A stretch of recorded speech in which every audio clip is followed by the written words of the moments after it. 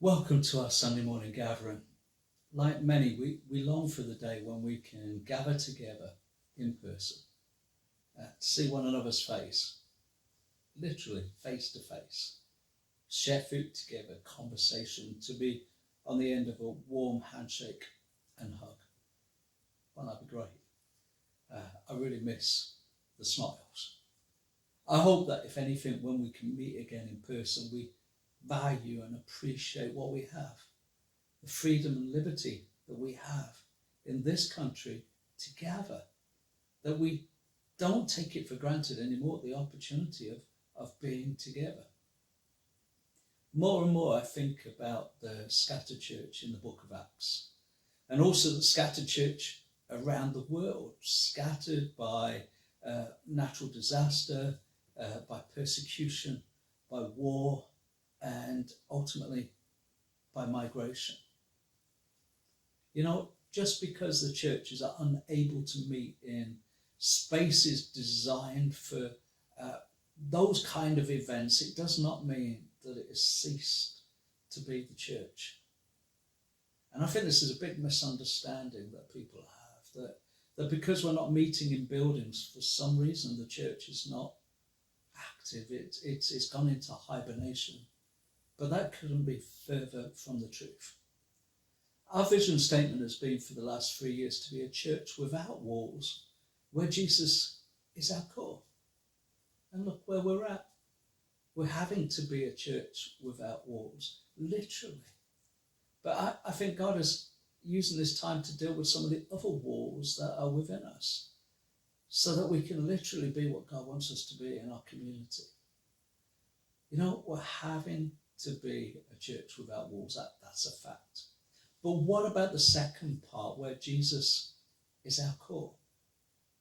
Could this be a time, and we're thinking about it in our week of prayer, where Jesus is calling us to greater levels of intimacy with him, where we, like the disciples, are beginning to know what it is just to be with him? See, God does not want us to strive because of the lack of personal contact with other believers. He wants us to thrive in our personal relationship with him. See, he longs for you, for your family, for your neighborhood, for your community to be touched by the overflow of your relationship and my relationship with him. You know, this morning we gather online, or whatever time you're watching this, because we realize that people watch this at different times during the week. But whatever time it is, whether it's 10:30 on Sunday morning or 5:30 on a Wednesday evening, reach out to God, ask him to help you, ask him to draw near to you. And he promises in his word that if we draw near to him, he would draw near to us.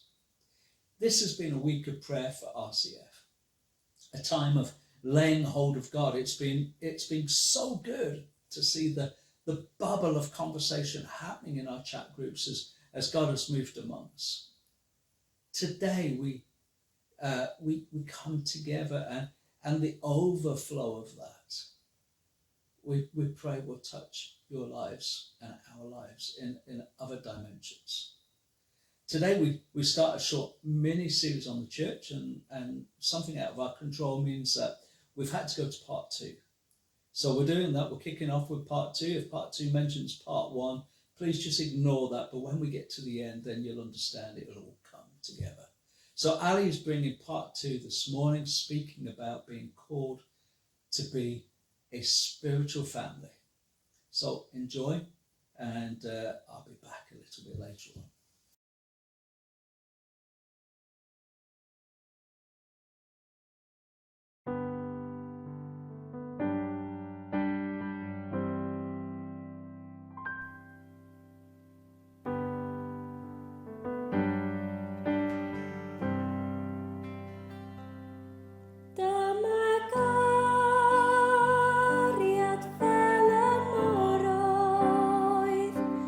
Spostiriau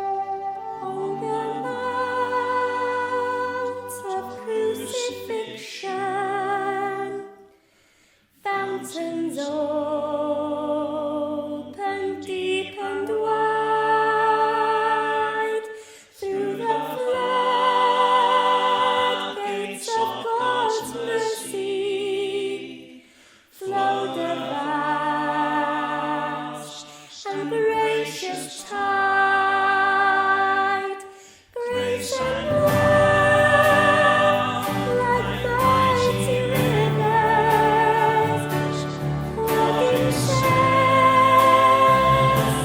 from above,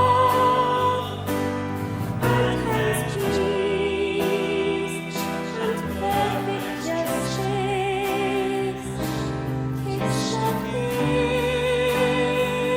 the world in love.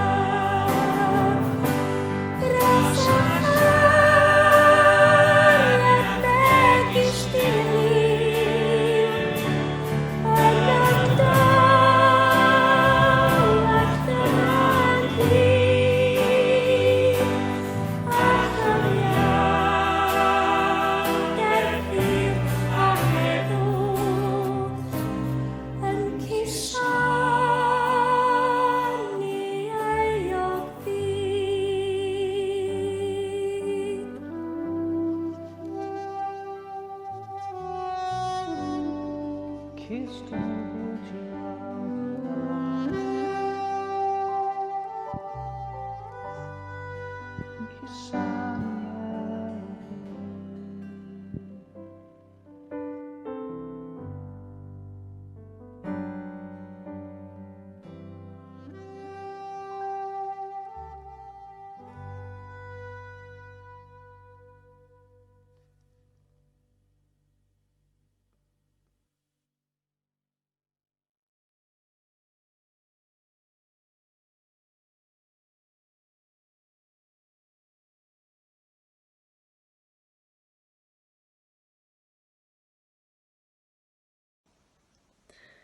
So I just had my prayer time this morning, and it was great. I really enjoyed feeling part of a team effort and sort of being able to see who had just finished praying and who was just about to start after me.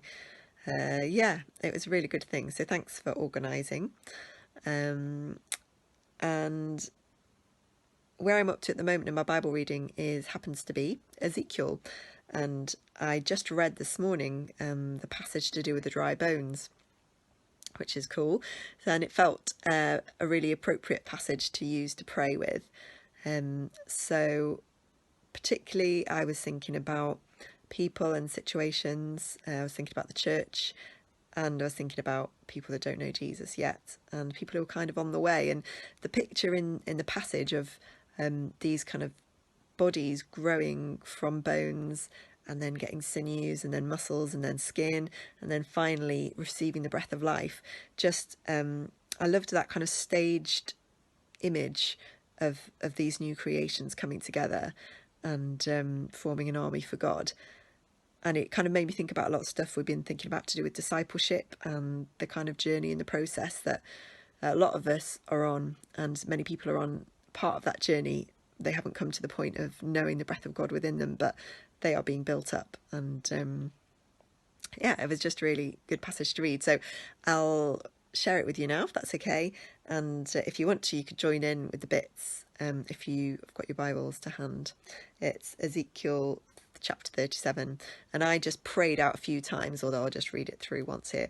I prayed out the prophecies that Ezekiel is told to prophesy over the bones, and that was yeah, that was great. So here we go. Ezekiel 37, the valley of dry bones.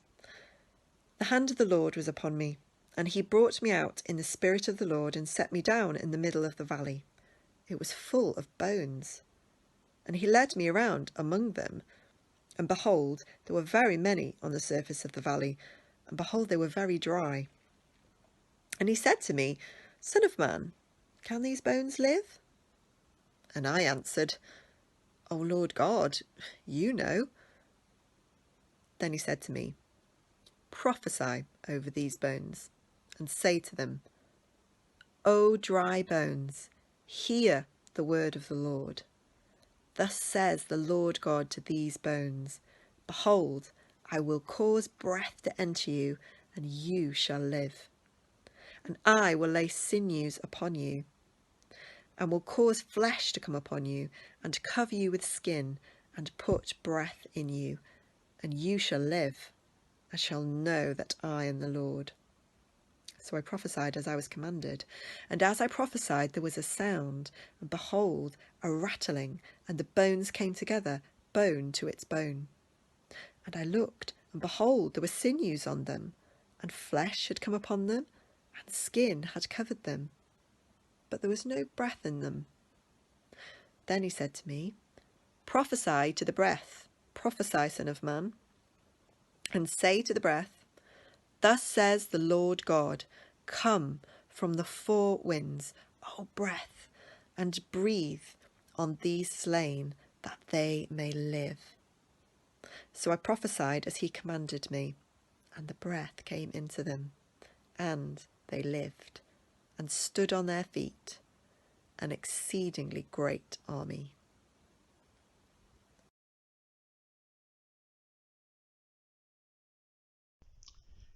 I would just like to offer up a prayer of thanks for this opportunity for getting close to the Lord in prayer week.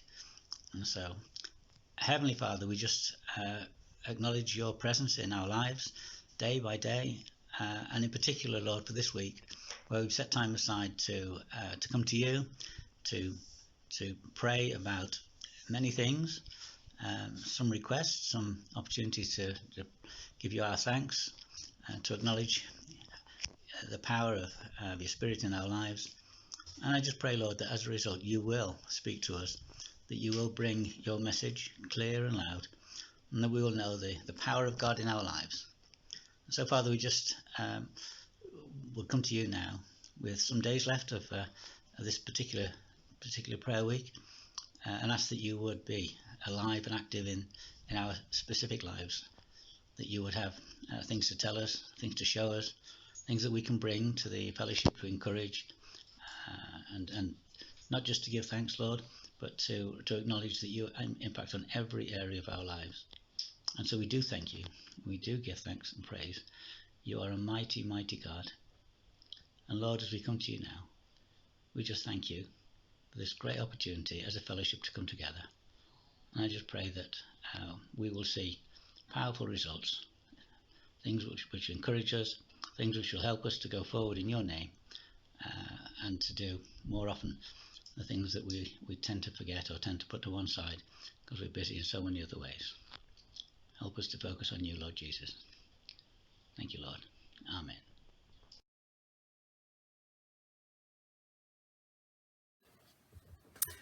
Good morning. This is the second in a three-part series called What is Church? And in Neil Cole's book that Kurt's mentioned before, Church 3.0, he says, the church is the presence of Jesus among his people, called out to be a spiritual family to pursue his mission on this planet. I like it. Last week, Pete started the series by looking at the church as the presence of Jesus among his people. And this week, I'm continuing with called out to be a spiritual family. So who's old enough to recognise this little character? Come on, shout his name out at the screen. Who remembers his Love Is cartoons? Do you remember the ones I'm talking about? Love is being there through it all. Love is spending time together. Love is watching somebody else's show on TV. Or love is having a special song. Well, I think if it was me writing these things, I'd have put things like love is putting up with his stinky wellies in the utility. Or love is not throwing his special hat in the bin. Some of you know what I'm talking about. Well, this morning, what I want you to do is message the WhatsApp group or comment on YouTube or on the Facebook group to complete this sentence. Family is ... And I'm not particularly thinking about church family in this case, just family. Family is ... And you can be as honest as you like. I'm sure family, for many of us, has been redefined in the last 6 months. Now, one-word answers are good. No more than a short sentence, please. But just go on, write some down. Family is ... When I sat and did this exercise, I quite surprised myself as to how many semi-negative type things I also came out with. I don't know if it said something about the kind of week I just had or the stage of life that I'm in. You know, don't get me wrong, I absolutely love being part of a bigger family, and push comes to shove, I wouldn't change it. But that's not to say it's all plain sailing, is it? And this talk isn't just going to focus on the positives of family and ignore the fact that there are difficulties too. Hopefully there will be a balance. Here's some of my answers. That was about 2 minutes worth of my answers.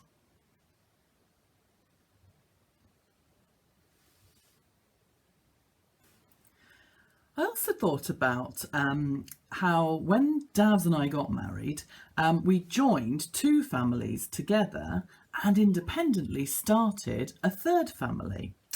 Now that comes with complications, doesn't it?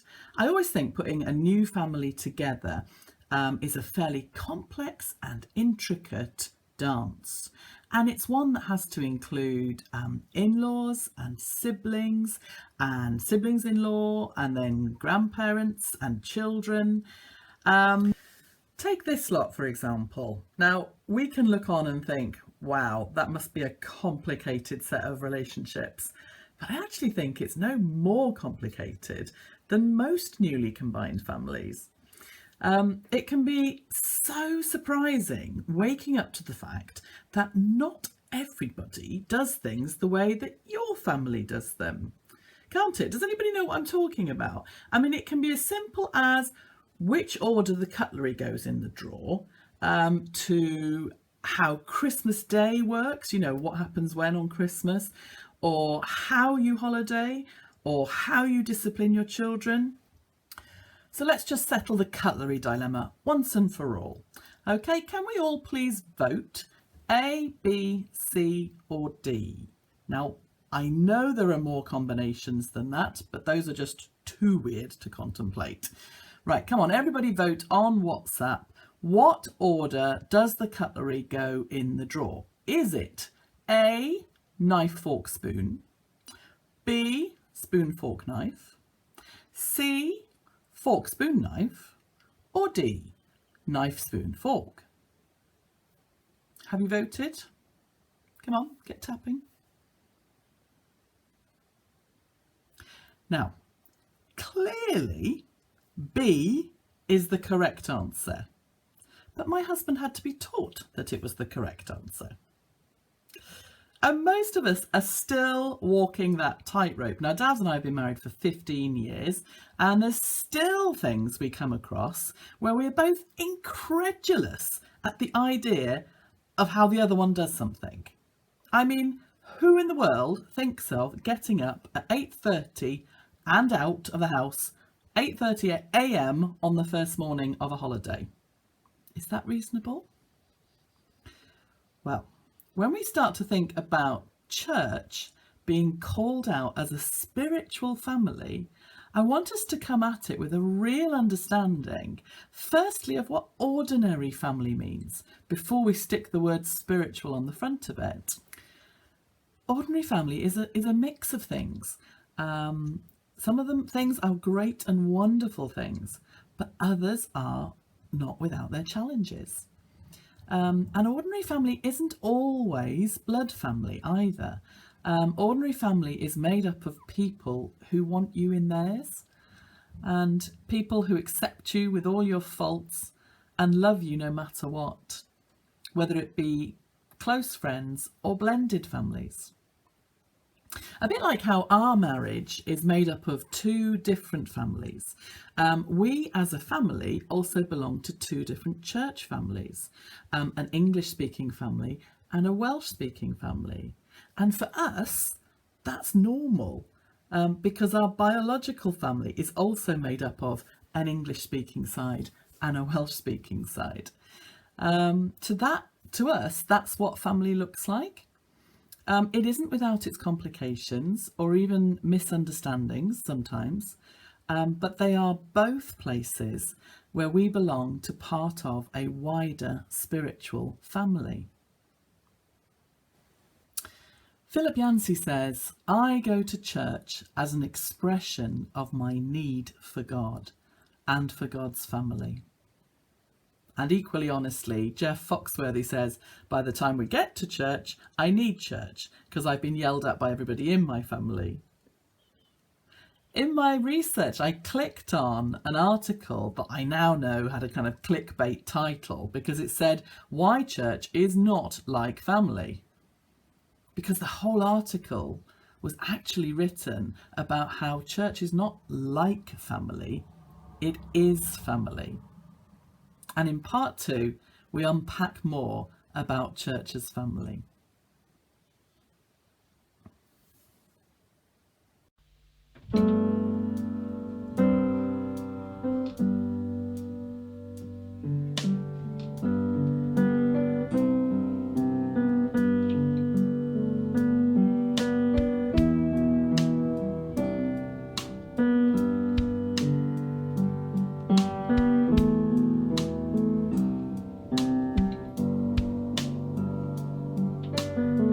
We've come to join the song, sung long before our lives, to raise our voice along, heaven and earth alike. We've seen your faithful hand, your mercy without end, a King who bled and died, a God who sacrificed.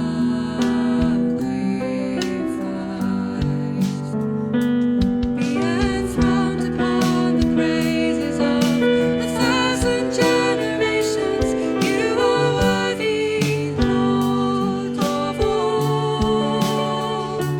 Unto you, the slain and risen King, we lift our voice with heaven, singing, worthy, Lord of all.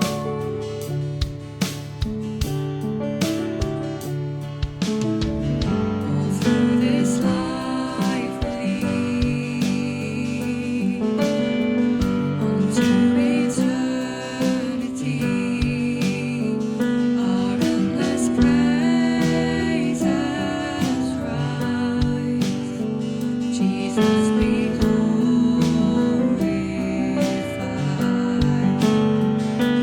Be enthroned upon the praises of 1,000 generations. You are worthy, Lord of all. Unto you, the slain and risen King, we lift our voice with heaven, singing, worthy, Lord of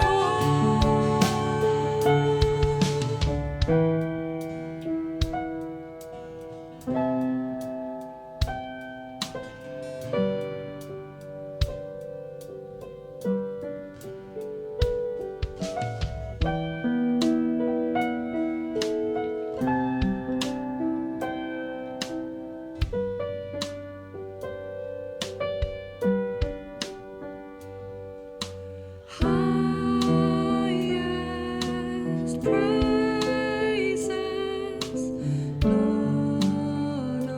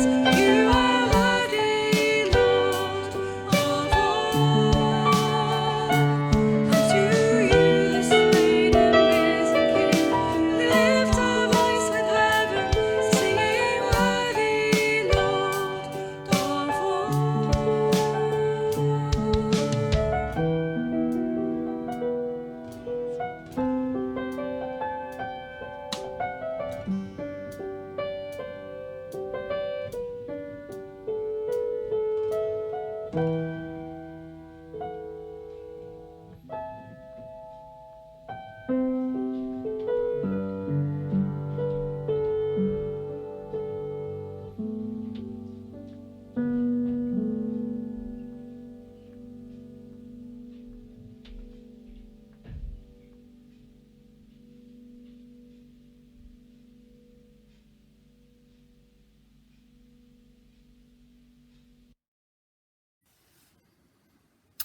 back. In part 2 here, what I want to do is just quickly look at some of the ways that church is family. We've lately all been through a really testing time, which has probably brought into focus more clearly what it actually means to be family. When the chips are down, what does being part of a church family really mean? Well, here are some of my offerings. First of all, I think church family brings life. You know, biologically speaking, family begets family. We should be reproducing, propagating, making more disciples and adding value to their lives. Family also, it fulfills a desire to belong. We're placed in families because God designed family. The family unit is his best model of belonging and support. Church family can also bring healing, somewhere that we can rest and we can heal if we've been hurt or damaged. Church family also provides security, a safety net, if you like, to fall back on when needed, both practically and emotionally. Church family honours and builds each other up. There should be this natural atmosphere of praise and encouraging each other, championing each other, pushing each other on. Church family is alive and growing. Church family is where we are nurtured. We should be fed and we should be growing. Church family is also a place of safety, a place where you aren't judged and you all fall under the same level of grace from Dad. Church family can also be a place to learn and push boundaries safely. We should be able to try and fail in safety here. We should be able to ask the difficult or awkward questions. Church family ultimately is belonging, isn't it? It means more than spending time together. I think lockdown has shown us that, hasn't it? We haven't been able to spend time together, but it doesn't make us any less family. And church family is also one of the best places to learn roles, to learn leadership, to be given a role to be responsible for. Also, just like you get given within your own family sometimes when you put someone in charge of something. Our spiritual family is both vertical and horizontal. What do I mean by vertical family? Well, we all have the same daddy. We are all sons and daughters of God. And as such, we should bear his markings. He should be evident in us. We should be displaying his fingerprints. People should be able to look at us and know who our dad is. Do any of you get that? Oh, you're so like your dad. My sister used to get it all the time. She's the one in our family that looks most like our dad. Here's a few people that look like their dad. You just can't argue with genes, can you? Here is my personal fave. And those of you who know our family can guess which child of ours gets this all the time. Are you calling his name out? Here they are. And Dad still maintains that he can't see any similarity between them. I will be your father, and you will be my sons and daughters, says the Lord Almighty. We should bear the marked traits of our dad. And secondly, spiritual family is horizontal. We are all siblings. We share the same dad and he loves us all, and we should all love each other. Even though, as anyone who has a sibling will testify, sometimes we can look more like this. We've all had the back seat dilemma, haven't we? Siblings in reality don't get on all of the time. You know, it can be a real up and down relationship, but ultimately, even in ordinary family, chips down, we normally love our siblings. We all know the verse in John that tells us that people will recognise us as being sons and daughters of our Father if we love one another. If, as siblings, you know, we really show up when the chips are down. But the Bible also tells us that all of us together are the temple of God, where his Holy Spirit dwells. The Greek word is este. You yourselves, plural, are. And that's why I'm using the NLT translation here instead of just saying you, which could be ambiguous. So not just each one of us as an individual, but collectively as a family, we are the dwelling place of the Spirit. So he makes his home amongst our church family. So, to summarise, family is complex and doesn't always get it right, but we love each other, yes? Secondly, all the advantages and complications of ordinary family are probably also there in spiritual family. But our spiritual family has the added aspect of not just an earthly father, but a heavenly Father. And that vertical element is all important because the third person of God comes to dwell in his family, and that changes things. And thirdly, as a horizontal family, we ought to love each other through thick and thin, a bit like wedding vows, in sickness and in health, in poverty or in wealth, in hard times and in good times. Because by doing so, we leak the glory of God. We advertise, we overflow, we declare and proclaim our Father and what he has done for each of his children. So we are the presence of Jesus, called out to be a spiritual family. And next week we will be looking at why. What's our purpose? To pursue his mission on this planet. We'll see you then.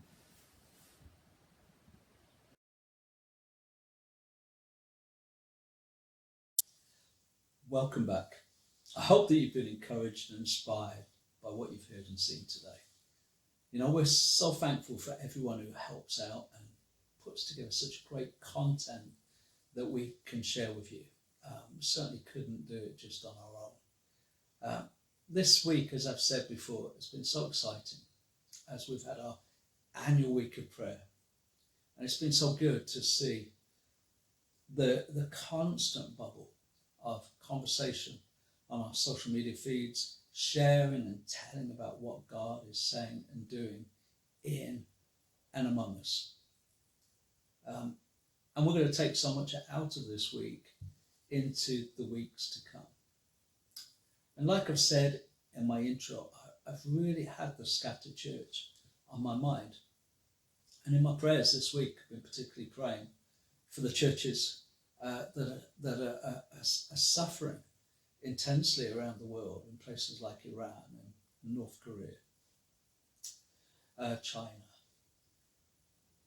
probably like no other time in my Christian experience have I been able to imagine what it might be like to be scattered.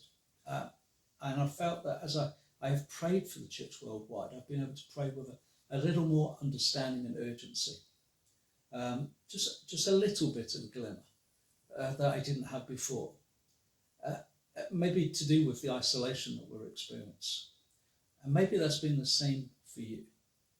And as we head forward into a new week, let's carry on praying with that same passion and urgency. Let's let God work in us and through us as we seek his face. This week coming, our missional rhythm is sending, and that seems appropriate really when we think about the week that we've just had and some of the prayers that we've been praying. We're not just looking at others and thinking about them being sent, but we're thinking about ourselves being sent, taking some time to consider our sentness. What does it mean to you and me to be sent?